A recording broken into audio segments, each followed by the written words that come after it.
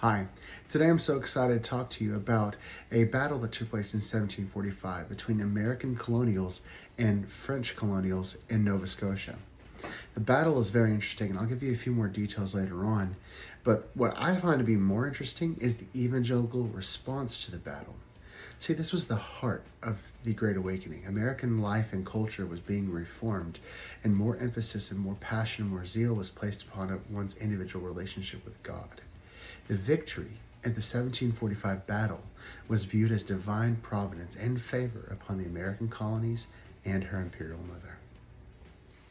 As mentioned previously, the colonial American forces arrived in Nova Scotia to challenge the French control of the region through the fortress of Louisbourg.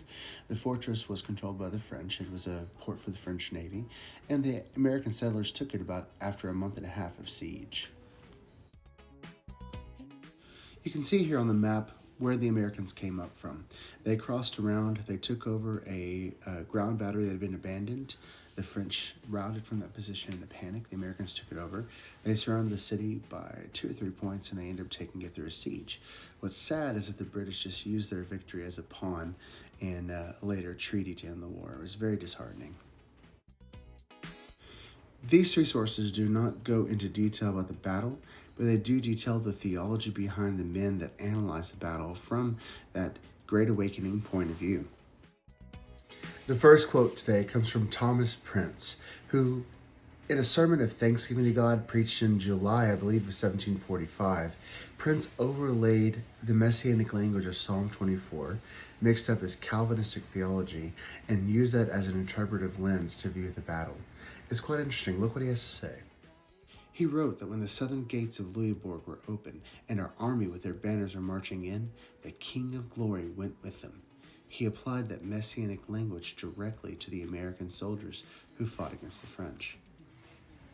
The second quote comes from the great American preacher Jonathan Edwards. Now, Jonathan Edwards didn't take the messianic language of a biblical passage and apply it. In this letter to a correspondent in Scotland, Jonathan Edwards actually talked a lot about God's providence, and he wrote consistently and constantly about how he saw God's providence at work in the battle.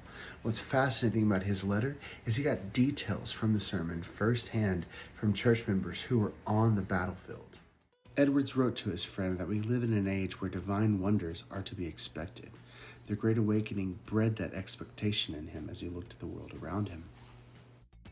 The last quote comes from the man, the myth, the legend, George Whitefield himself. Now, George Whitefield also viewed the battle as evidence of God's divine favor.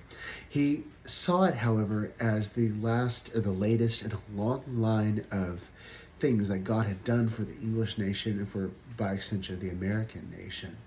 There's a really beautiful quote that kind of sums up his thoughts on God's mercies toward Britain and Britain's responsibilities and duties towards honoring God. It said that God giving us Louisbourg, one of the strongest fortresses of our enemy, contrary to all human probability, was proof of God's destiny for a nation that feared him. I think what we can take away from this is something very interesting. We are not yet at separation of church and state. We're in a world where church and state are still much joined together, but they're still together, not divorced yet. And in the evangelical response to political and military matters, you really see language of like, God's on our side, he's not for the enemy are these Catholics. We don't see a political conflict at play here between nations. We see the enemies of God and the friends of God who are doing his will and who will continue to reap his blessing if they honor and obey him. A very different mindset, but a unique response in the history of American religion. Thank you so much.